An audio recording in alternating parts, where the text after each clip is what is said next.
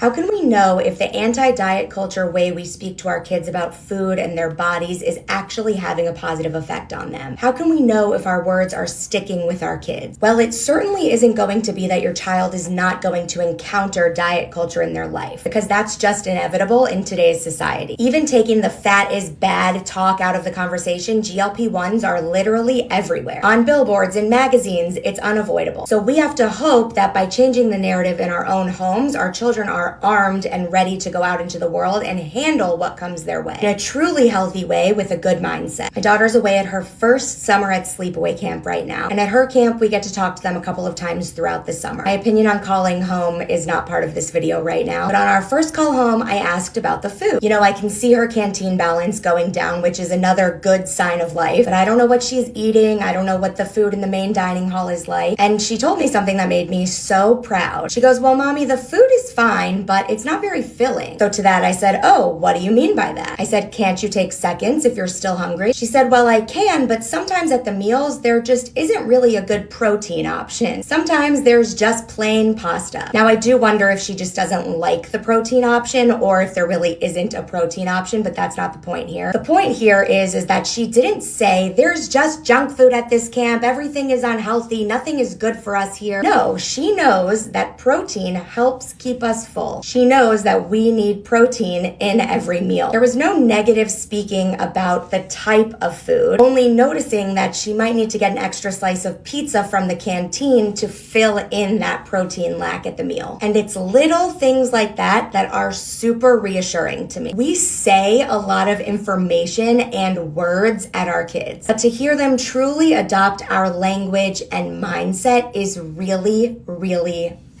I don't even know what the word is. I think the word is hopeful.